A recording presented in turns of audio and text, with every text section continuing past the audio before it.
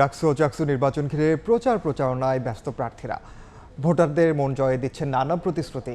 এই মুহূর্তে রাজশাহী বিশ্ববিদ্যালয়ে আছেন সহকর্মী সাইফুর রহমান রকি এবং চট্টগ্রাম বিশ্ববিদ্যালয়ে আছেন নিগার মেহেরিন রিনি। শুরুতেই যাচ্ছি রকির কাছে।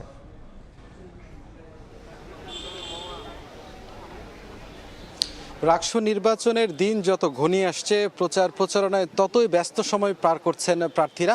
আমরা রাজশাহী বিশ্ববিদ্যালয়ের প্রতিটি প্রান্তে কিন্তু একই রকম চিত্র দেখতে পাচ্ছি। বিশেষ করে আমরা এখন রাজশাহী বিশ্ববিদ্যালয়ের যে পরিবহন মার্কেট, সেখানেও দেখতে পাচ্ছি প্রচুর প্রার্থী এখানে কিন্তু সকাল থেকে এসেছেন। বিশেষ করে ছাত্র শিবির সমর্থিত প্রার্থী মোস্তাকুর রহমান জাহিদ ভিপি প্রার্থী তিনি, এবং ছাত্রদল সমর্থিত ভিপি প্রার্থী শেখ নুরুদ্দিন আবির সহ এখানে কিন্তু অনেক প্রার্থী এসেছেন। সকাল থেকে তারা গণসংযোগ করেছেন, নানা প্রতিশ্রুতি দিয়ে ভোটারদের দ্বারে দ্বারে গিয়ে তারা কিন্তু ভোট চাচ্ছেন।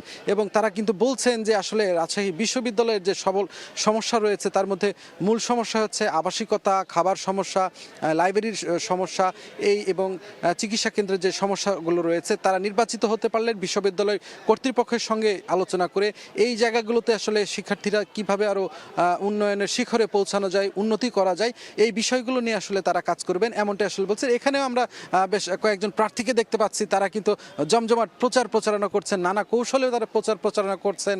অনেকে কিন্তু তাদের লিফলেটগুলো ডলারের আদলে কিন্তু তৈরি করেছেন, অনেকে কিন্তু এগুলো হাতের আঙ্গুলের মতো করে তৈরি করেছেন।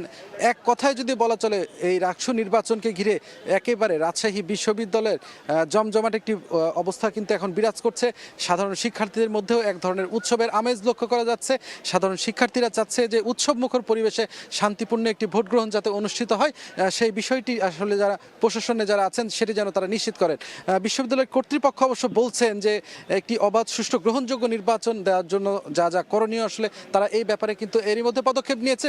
2000-এর অধিক সংখ্যক আইন শৃঙ্খলা বাহিনীর সদস্য এখানে কিন্তু মোতায়েন করা হবে। ভোটের দিন, ভোটের পরের দিন এগুলো থাকবে, যাতে কোনো ধরনের কোনো অপ্রীতিকর ঘটনা না ঘটে। আপনারা জানেন যে এখানে ভিভি পদে 18 জন, এখানে সাধারণ সম্পাদক অর্থাৎ জিএস পদে কিন্তু এখানে 13 জন, এজিএস পদে এখানে 16 জন প্রার্থী কিন্তু এখানে রাকসুতে প্রতিদ্বন্দ্বিতা করছেন। সব মিলে একটি জমজমাট অবস্থায় কিন্তু বিরাজ করছে। এই ছিল আমার কাছে রাজশাহী বিশ্ববিদ্যালয় থেকে সর্বশেষ। এখন আমরা চলে যাচ্ছি চট্টগ্রাম বিশ্ববিদ্যালয়ে, সেখানে আছেন সহকর্মী রিমি।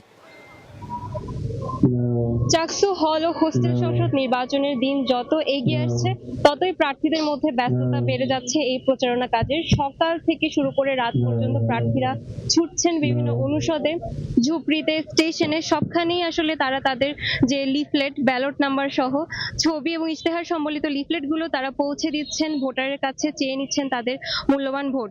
এবং আমরা সকাল থেকেই দেখেছি এক ধরনের উৎসবপূর্ণ আমেজ বিরাজ করছে ক্যাম্পাসে। সবখানেই আসলে প্রার্থীদের পদচারণা আমরা দেখতে পেয়েছি। তবে বিশ্ববিদ্যালয়ের যে ছাত্রদল সমর্থিত প্যানেল, তারা অভিযোগ তুলেছেন বিশ্ববিদ্যালয়ের যে শিবির সমর্থিত প্যানেলের ভিপির বিরুদ্ধে, ভিপি পদপ্রার্থী ইব্রাহিম রনির বিরুদ্ধে তারা অভিযোগ তুলেছেন যে তিনি আচরণবিধি লঙ্ঘন করেছেন, তিনি ক্লাসরুমে গিয়ে আসলে প্রচারণা চালিয়েছেন, এমন একটি অভিযোগ তারা নির্বাচন কমিশনে দিয়েছেন। তবে শিবির সমর্থিত প্যানেল থেকে বলা হচ্ছে যে ইব্রাহিম রনি, যিনি তাদের ভিপি প্রার্থী, তিনি আসলে নিজের বিভাগে ক্লাসরুমে সেখানে শিক্ষার্থীদের সাথে এমনি আলাপ আলোচনা করেছেন বা দেখা সাক্ষাৎ করেছেন। তবে আচরণবিধির লঙ্ঘন হয়নি, কারণ সেখানে তিনি কোনো লিফলেট বা এমন কোনো কিছু বিতরণ করেনি, যার ফলে আচরণবিধি লঙ্ঘন হওয়ার কোনো ঘটনা ঘটেনি।